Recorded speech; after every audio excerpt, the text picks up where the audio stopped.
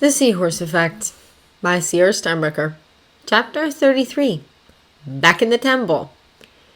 Anakin and Padme had traveled back to Coruscant separately, each with one of the twins, which was a very good thing for Anakin and their wish to keep their marriage and kids safe and secret. The minute he had reported into the council that he had returned from sabbatical, they had summoned him to appear before them the next day. The morning of his meeting with the council, Obi-Wan visited Anakin in his rooms. "I will do all I can," he'd promised the young father. "That doesn't really help," Anakin worried. He was sitting in the hallway just outside the council chamber with Luke sleeping tightly clutched in his arms. His stomach was in knots and he had to forcibly keep his hold from tightening. He did not want to hurt Luke. Releasing his anxiety into the Force did no good. It just kept coming back. Mace's voice, slightly more tinny from the electronic comm system, spoke out into the hallway. "Jedi Skywalker, the council will see you now." The door slid open and Anakin got up. "Well, here goes," he thought as he walked into the proverbial lion's den. Yoda's eyes narrowed when he saw the young knight. He was more tightly shielded than before, but the bundle in his arms radiated light. "Summoned you from your sabbatical we have, but first explain you well to the child." "What you hide, also," the Grand Master thought. "Find the truth, I will." Drawing his shield even tighter around him, Anakin answered, "I went on sabbatical to ask the Force if I was ready for a Padawan learner. It answered me with this child." He gently loosened Luke's blanket so his face was more visible to the Masters. "The boy is strong with the Force and was given to me to train." "He was abandoned with you?" Mace questioned. If someone had found that private retreat, then its security was compromised and they might have to stop using it. What was worse was that someone had discovered it was occupied. An anonymous abandonment like this left so many questions, too many for Mace's liking. "No," Anakin replied, and Mace's thoughts halted. "His mother knew he was Force sensitive and gave him to me to train. I took care of him for the last month or so, and I believe the Force wants me to train him." Technically not a lie, since it was true from a certain point of view. But Yoda was not convinced. There was something more here. The Force eddied and swirled around the two beings as if they were one. Come to think of it, he'd seen this type of bomb before. But where? The questioning continued. "Did you know this woman?" Mace asked. Anakin looked at Master Kenobi, and the man nodded undetectably. "Yes," the knight answered. "I met her on a previous mission and noticed she could feel the Force. I believe that was how she found me on Dulcilium."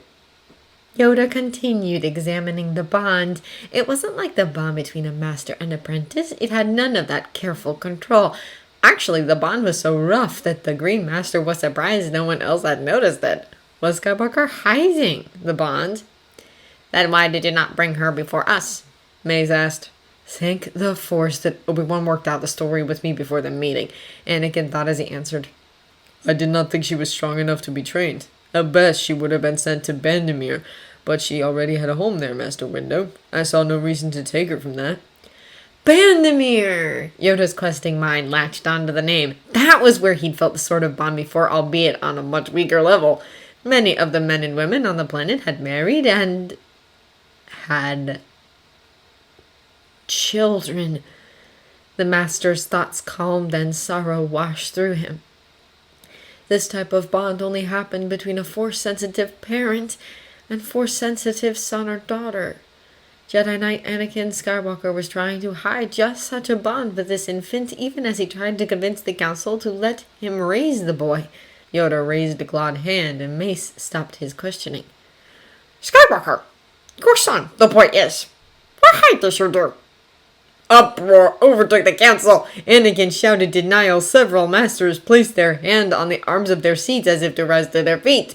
Others shouted at the young knight, asking how he could have been so foolish and irresponsible. One or two called for his expulsion from the order. Mace scowled at Anakin, but said nothing to the boy, trying instead to rein in the cacophony instead, and very much failing. Master Yoda remained silent. A sharp cry pierced the clamor, and many of the masters fell silent. The noise had woken the tiny boy, and Anakin quickly started rocking, his son speaking nonsense in a low tone. As more and more of the arguing Jedi fell silent and watched the pair, Yoda examined young Skywalker's Force presence. He had a feeling that this he needed to see. In the way of details, there wasn't much. Tight shielding on all of his thoughts, but Yoda could get a sense of his overall emotional state. What he found was puzzling in the extreme, but also gave him hope. In the days since his interview with Bant, he had spoken with many other Jedi from all ranks. Some, like the healer, had fallen into melancholy. When he'd interviewed Obi-Wan after the man returned from his visit with Anakin about 2 weeks ago, he'd happily noted that the war hadn't diminished the Master's bright Force presence, a fact that was due largely to his steadfast friendship with his former apprentice. Like brothers they are, Yoda had thought at the time. And now Anakin, who'd been worryingly dark for a long time, except for the last several months, stood before the council shining like the brightest beacon with his son clutched in his arms. This required further investigation and meditation, and Yoda wouldn't get either if father and son were thrown out. He muttered, and the sound rattled around the chamber, echoing alongside the baby's fading cries.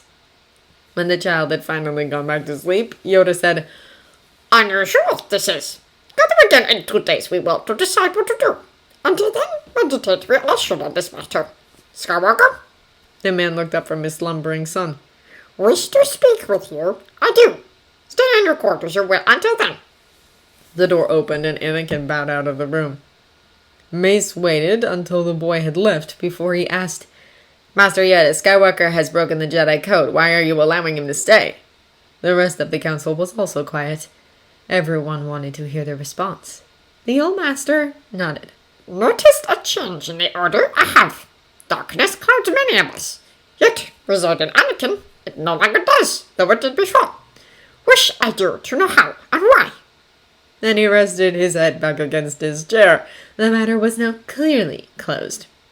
What next have we to discuss? Mace glanced at a small screen set into the arm of his chair. In an effort to recover from the war, the Senate has started elections for a new Supreme Chancellor. Back in his rooms, Anakin gently laid Luke in his makeshift cradle and picked up his comm unit. He flicked it on and asked, Padme? Anakin! He smiled at her relieved reply. So you finished already? How did it go? It went not good. Yoda figured out about Luke. I might be expelled for this. Master Yoda said he wanted to talk to me before they met again in 2 days. That's when they'll decide. There was a sharp intake of breath from the other end, followed by a pause. He could almost see her calming herself down and running the pros and cons through her mind. Well, she started, if you were expelled, we wouldn't have to split up the twins. I can hire you as my personal pilot, so you can always travel with me, and we can bring Luke and Leia with us. Padme, he interrupted. The council might take Luke even if they expel me.